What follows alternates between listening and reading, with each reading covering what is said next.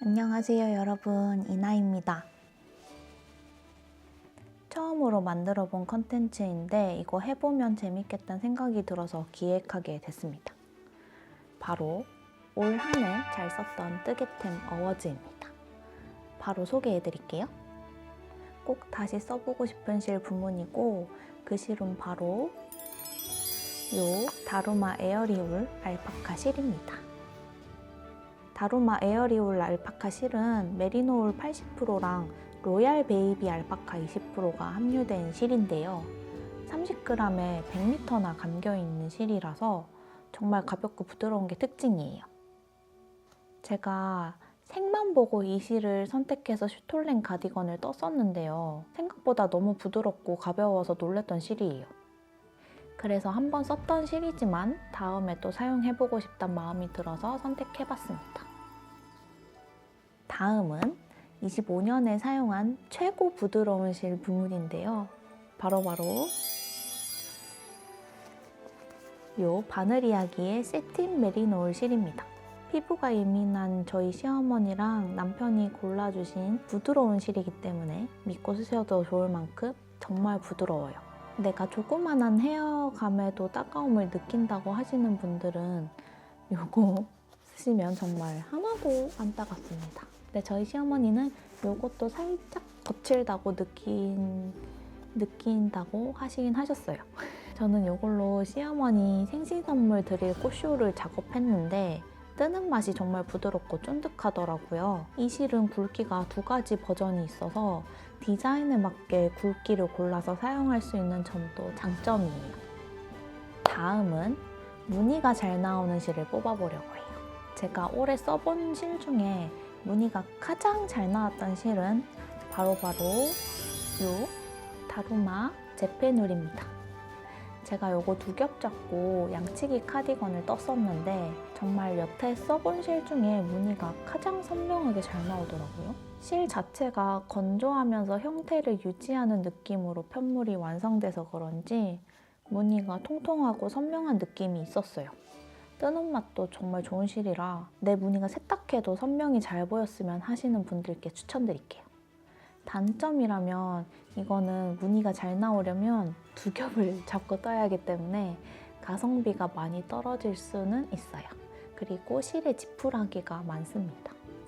한 겹으로는 배색하기 좋은 굵기라서 다루마에서는 배색 작품으로 여러 곳에 사용된 모습을 찾아볼 수 있어요. 다루마 제페눌은 울 100%로 이루어진 실이고 25g에 104m입니다. 정말 가볍죠? 그래서 2겹 잡고 떠도 아랫무늬 떴을 때 엄청 무거워지지 않는 그런 장점도 있었어요. 대바늘은 3mm 정도 권장하고 있다고 합니다. 한 겹에. 그래서 저는 2겹 잡고 4mm였나 4.5mm였나 아무튼 그걸로 작업했던 걸로 기억이 납니다. 이어서 제가 떠본 실 중에 배색하기 가장 좋았던 실 부문에선 바로바로 요 앙고라 소프트라는 실입니다. 깃털사 느낌의 훌훌 날리는 헤어감이 특징인데요. 그렇다고 털 빠짐이 있진 않습니다. 이렇게 잡아당겨도 이렇게 해도 털 빠짐이 없죠. 이거 코코볼 비니 뜰 때 사용한 실인데 배색하니까 느낌이 너무 좋은 거예요. 느조시라고 하죠. 이렇게 배색하면 이런 느낌입니다. 이게 장력 조절 못해도 티가 많이 안 나고 느낌 있게 완성돼서 저는 이걸로 배색 베스트 같은 거 만들어 보고 싶어졌어요. 헤어감이 복슬복슬해서 벌써 귀여울 것 같지 않나요? 흔하지 않은 느낌의 작품을 만들 수 있을 것 같아서 배색실 베스트 부문으로 뽑아봤습니다. 다음은 올해 뜬 가장 마음에 드는 작품으로 요 양치기 카디건을 뽑아봤습니다. 아직 브이로그 편집을 못해서 구독자분들은 모르실 것 같은데 제가 11월에 코아코 151호에서 양치기 카디건 수업을 들었었거든요. 그때 만들었던 작품입니다. 위에서 제페눌을 뽑았듯이 디자인이랑 실이 잘 만나서 시너지를 일으킨 작품이라고 생각해요. 아랑 가디건에 방울 무늬까지 있어가지고 무늬가 잘 나와야 하는 게 특징인데 제페놀 덕에 무늬도 아주 선명하고 흔하지 않은데 데일리하게 입을 수 있는 그런 디자인이어서 손이 잘 가더라고요. 무게감도 적당히 있는 편이라 아우터로 입으면 굉장히 따뜻해요. 이게 바텀업 도안인데 소매가 에폴릿 디자인으로 되어 있어서 여기 보시면 이쪽 팔에서 무늬가 쭉 등으로 이어져서 반대팔 무늬까지 이어지는 게 포인트인 아주 매력적인 디자인이랍니다. 빨리 영상 편집해서 이것도 들고 와보도록 하겠습니다. 다음으로 올해 가장 잘 썼던 바늘을 뽑고 싶은데 이건 상반기랑 하반기가 극심하게 다르기 때문에 상반기와 하반기로 나눠서 뽑아보도록 하겠습니다. 상반기 때는 제가 보그 지도원을 진행하고 있었기 때문에 바텀업 작업만 했어가지고 가장 잘 썼던 바늘은 요 타쿠미 줄바늘로 뽑고 싶어요. 저는 바텀업 작업할 땐 거의 90%는 타쿠미 줄바늘 사용하는 것 같아요. 그래서 일본 갔을 때 이렇게 호수별로 엄청 쟁여오기도 했답니다. 여기 바늘집에 들어있는 건 US 사이즈고요. 여기 들어있는 건 일본 호수 바늘로 모아둔 제 나름대로 정리를 해둔 그런 바늘집입니다. 타쿠미 줄바늘 장점은 가볍고 뾰족하고 실걸림이 없습니다. 바늘로서 가져야 할 덕목을 모두 갖추고 있어서 손이 잘 가는 바늘이에요. 근데 조금 마음에 안 드는 건 케이블? 케이블이 살짝 지멋대로 가긴 하지만 그렇다고 막 자기 주장이 강한 그런 케이블은 아니에요. 그리고 여기가 스위블이에요. 그래서 잘 돌아가고 그럼에도 실걸림이 하나도 없습니다. 대박이죠? 다음 하반기 때 잘 썼던 바늘은 바로 치아오구 밤부입니다. 짠! 저는 이렇게 스틸이랑 밤부를 같이 보관하고 있는데요. 제가 치아오구 쇼팁부터 스틸 바늘, 장갑 바늘까지 종류별로 가지고 있기도 하고 도안에 맞춰서 호환성 있게 사용할 수 있기 때문에 탑다운 디자인 작업할 땐 특별한 경우가 있지 않으면 거의 치아오구에 손이 가장 먼저 가는 것 같아요. 밤부가 바늘이 물러서 민심이 안 좋은 걸 커뮤니티에서 많이 봤는데 저는 특별히 못 느낀 것 같아요. 제가 아마도 바늘의 경도에는 민감하지 않은 편이라서 그런 것 같습니다. 다만 내구성은 떨어지는 게 확실해요. 조금만 무거운 실을 사용하고 코수가 많아지면 여기 있죠. 바늘의 나무 부분의 연결 부분? 여기가 삐그덕삐그덕 거리거든요. 특히 얇은 호수로 갈수록 좀 그런 것 같아요. 4mm. 그래도 저는 잘 쓰고 있고 아마 내년에도 잘 쓰는 바늘이 되지 않을까 생각해 봅니다. 다음은 가장 잘 쓴 뜨개템 몇 가지를 소개해드리면서 마무리를 하려고 합니다.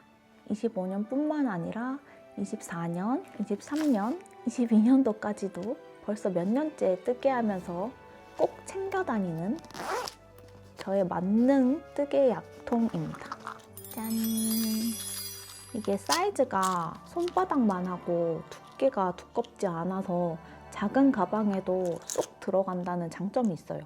게다가 뜨개할 때 꼭 필요한 건 다 들어가 있어가지고 이거 하나만 들고 나가면 무서울 게 없습니다. 필요한 부자재들이 쏙쏙 다 들어가는 통이어서 몇 년째 잘 사용하고 있고 제가 3년 전 마르세유 작업기 영상에도 소개를 했었던 적이 있어요. 이건 다이소에서 산 약통인데 저 단종될까봐 예전에 쟁여두기까지 했었어요. 혹시나 뚜껑이 부러지거나 이 뚜껑이 부러지거나 잃어버릴까봐 사놓은 건데 이게 생각보다 튼튼해서 부러지지 않고 아직까지 잘 사용 중입니다. 여기 제가 스티커로 니트를 붙여놨는데 N이 떨어졌어요. 니트였는데 키트가 돼버렸네요. 다음에 소개해드릴 뜨개템은 여기에 들어있는 요 바늘집입니다. 이건 포켓올이라고 작년에 포켓 사이즈로 오리모노 직물을 할 수 있는 키트를 선물 받았는데 그 키트로 만들어 본 직물이에요. 이렇게 생긴 파우치에 들어가 있거든요. 여기 키트 안에 미니 위빙 틀이랑 빗이랑 바늘이랑 개 들어있어요. 근데 이게 딱 만들고 나니까 이 정도 사이즈가 나와서 여기에 딱 넣으면 크기가 딱이겠더라고요. 그래서 여기에 바늘을 끼워줘야겠다는 생각이 문득 들어서 돗바늘은 너무 두껍고 제가 샤프 포인트 돗바늘도 많이 써서 이렇게 엄청 뾰족한 돗바늘이거든요. 찔리면 피가 날 정도로 뾰족해요. 이렇게 뾰족한 돗바늘만 보관해주고 있는데 아주 딱이더라고요. 그래서 그때부터 이렇게 잘 들고 다니고 있습니다. 이렇게 이걸 너무 잘 쓰고 있어서 다른 색으로도 만들어 보고 싶어져서 제가 얼마 전에 오사카에 다녀왔는데 이 포케오리를 발견해서 이미 틀은 가지고 있으니까 이렇게 소분되어 있는 실만 2개 따로 사왔답니다. 만들게 되면 인스타에 소소히 자랑해 보도록 하겠습니다. 다음은 클로버 라보의 꽈배기 바늘입니다. 이렇게 생긴 꽈배기 바늘인데요. 이 꽈배기 바늘이 너무 갖고 싶어서 몇 년 동안 찾아 헤매던 건데 한국에서 수입해와서 판매하는 곳을 얼마 전에 발견했는데 품절이고 재입고 예정이 없다고 하더라고요. 제가 일본도 갈 때마다 이거 구매하는 걸 실패했었는데 이번에는 작정하고 서치해보고 판매하는 곳 장소까지 확인하고 오사카에 다녀와서 구매해올 수 있었습니다. 이 꽈배기 바늘이 갖고 싶었던 이유는 오직 단 하나, 색상 때문이었어요. 이렇게 기존 크로바의 꽈배기 바늘도 너무너무 잘 쓰고 있고 디자인도 흠잡을 곳 없지만 색이 마음에 안 들었었거든요. 오죽하면 저 꽈배기 바늘을 만들어 볼까 하는 생각도 했었어요. 그러다가 발견한 게 이 클로버 라보의 꽈배기 바늘인데 무채색으로 이루어져 있어서 아주 마음이 편안하답니다. 단점이 있는데 이게 사이즈가 중자랑 대자밖에 없어요.